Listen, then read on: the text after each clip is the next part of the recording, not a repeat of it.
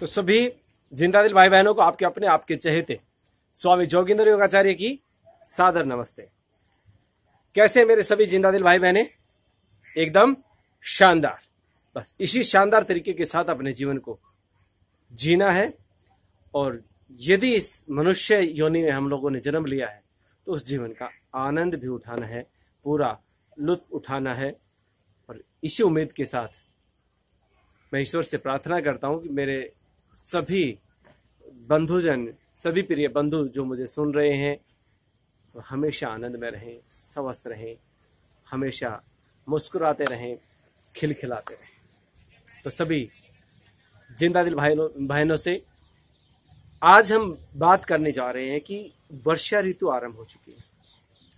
तो ऐसे में बारिश के मौसम में हम क्या खाएं, क्या ना खाएं, कौन सा भोजन हमारे लिए स्वास्थ्यवर्धक हो सकता है और कौन सा भोजन हमारे लिए रोग कारक हो सकता है, बीमारियां पैदा करने वाला हो सकता है। तो सभी प्रिय बंधु इस बात का विशेष रूप से ध्यान देंगे कि जैसे ही बारिश का मौसम शुरू होता है, बाहर गर्मी है, एकदम से बारिश आती है, धरती की गर्मी जो है ना वो बाहर निकलती है।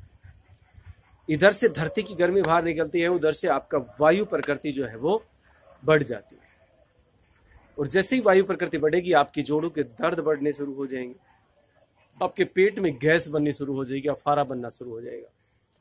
अगर आपने थोड़ा सा भी अपचन आपके पेट में होता है, कोई ऐसा वैसा भोज्य पदार्थ आपने सेवन कर लिया, तुरंत आपके पेट में गैस बन जाएगी। तो बारिश के मौसम में ये बहुत ही विशेष जो है ना ध्यान रखने की बात है। तो एक तो वात प्रकृति बढ़ जाती है, दूसरा जो है ना पित्त भी आपका बढ़ जाता है बारिश के मौसम में।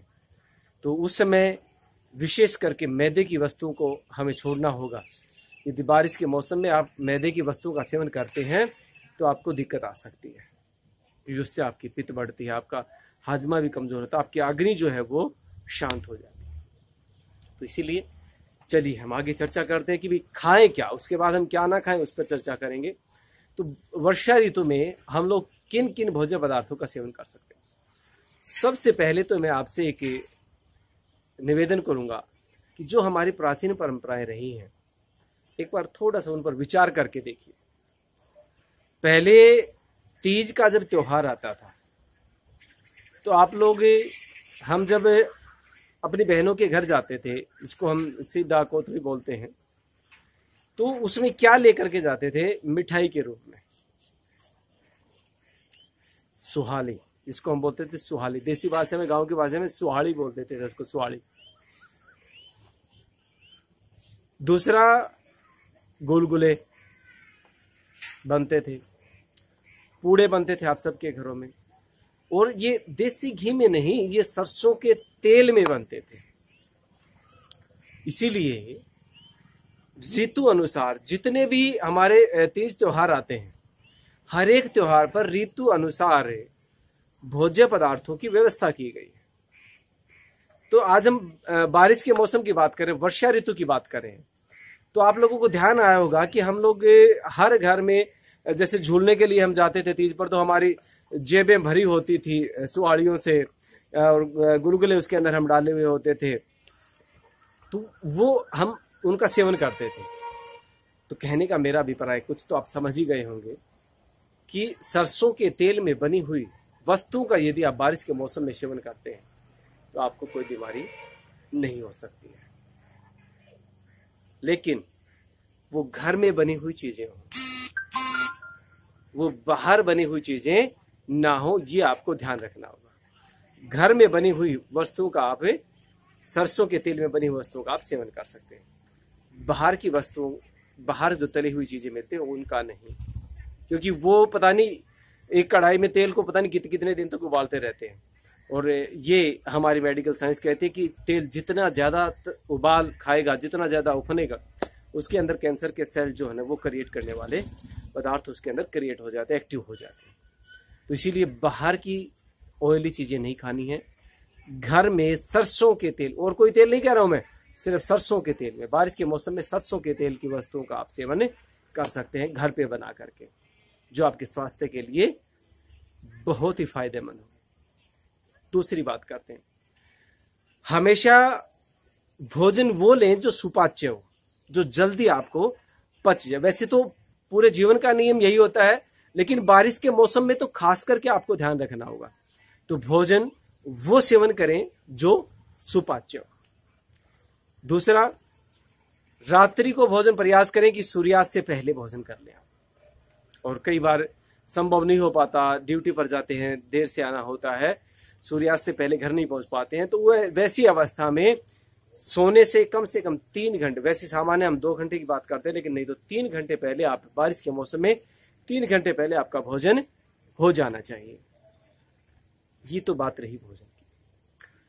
और इस समय ऋतु का फल कौन सा है आप सबको पता है, फलों का राजा आम। जी हाँ, एक ऐड आती है ना, एक बार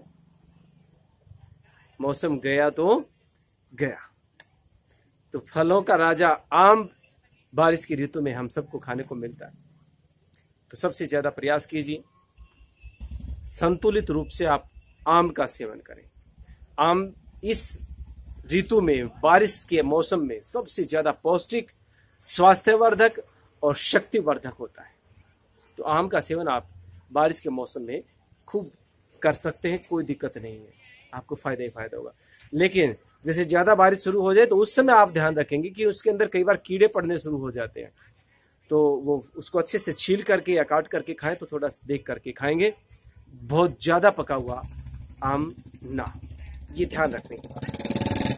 दूसरी चीज, बारिश के मौसम में और कौन सा फल होता है, जामुन। जी हाँ, पूरी तसल्ली से जामुनों का सेवन कीजिए, बहुत ज्यादा फायदा होगा। इसके अलावा मक्की जो है ना, बारिश के मौसम में आ जाती है, मक्की का भुट्टा भी उसको हम बोलते हैं, उसको जो है ना आग के ऊपर भुनवा करके हम लोग उस पर नींबू वगैरह लगा करके खाते हैं, संध्या नमक लगा करके आप खाते हैं, तो उससे आपका हाजमा और दुरुस्त होता है और आप शक्तिवर्धक जो है ना, ये तीनों की तीनों चीजें इस ऋतु में आपको मिलती है।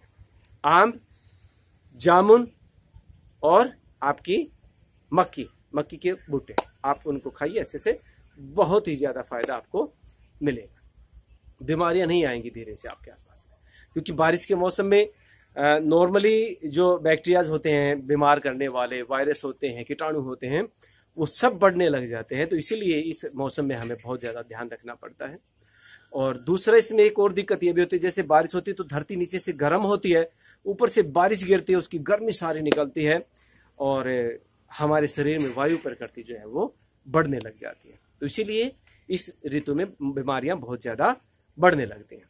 तो यहां पर आपसे मैं निवेदन कर रहा हूं कि इन चीजों का विशेष रूप से ध्यान रखें। दूसरा, जो लोग लस्सी और दही का प्रयोग करते हैं, पहली बात तो कोशिश करें कि ये 2 महीने जो बारिश के हैं इनमें आप अवॉइड करें लस्सी और दही।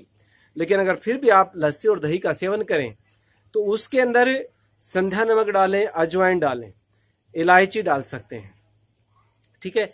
या फिर त्रिकटु चूर्ण आता है, वो पंसारी के पास आपको बना बना मिल जाएगा, त्रिकटु चूर्ण ले आए, थोड़ा सा उसमें त्रिकटु चूर्ण डाल करके वो आप पी लेंगे। वो 3 चीजों से बनता है त्रिकटु चूर्ण, काली मिर्च, पीपल और सौंठ, ये 3 चीजें उसके अंदर होते हैं। ये तीनों चीजें आप घर में भी थोड़ी थोड़ी एक एक चुटकी आप उसमें डाल करके आप सेवन कर सकते हैं। या त्रिकटु चूर्ण बना लेकर के आए, उसमें डाल ले। दही या लस्सी आप यदि सेवन करते हैं तो अदरवाइज कोशिश करें इस मौसम में आप उसको अवॉइड करें, ठीक है।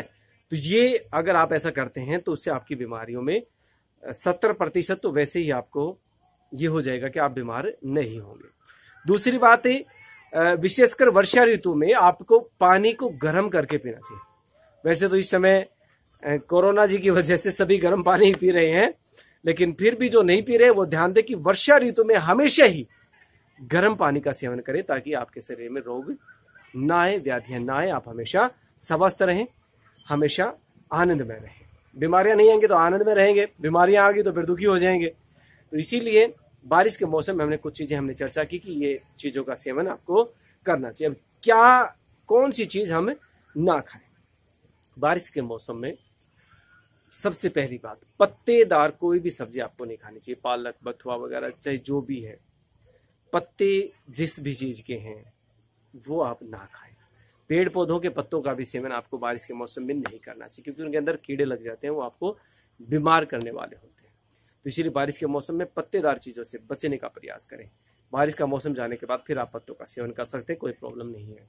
तो पत्तेदार सब्जियों का प्रयोग आपको नहीं करना है। दूसरी चीज़, मूंग की दाल को छोड़ करके कोशिश करें कि अन्य कोई भी दाल आप सेवन ना करें बारिश के मौसम में, वर्षा ऋतु में। तो मूंग की दाल ही आप सेवन कर सकते हैं, अदरवाइज और अन्य कोई भी दाल आप सेवन नहीं कर सकते। तो ये कुछ निवेदन मैंने आपसे किया है, छोटी छोटी सी बातें, सामान्य चर्चाएं हम लोगों ने की। और यदि इन्हीं चीजों का आप फॉलो कर लेते हैं तो वर्षा ऋतु में आप हमेशा स्वस्थ रहेंगे, आनंद में रहेंगे। और ईश्वर से प्रार्थना करता हूँ कि आप सभी स्वस्थ रहें, मस्त रहें, आनंद में रहें, हमेशा ऐसे मुस्कुराते रहें, खिलखिलाते रहें। इन्हीं शब्दों के साथ आप सभी प्रिय बंधुओं का बहुत बहुत धन्यवाद, धन्यवाद, धन्यवाद।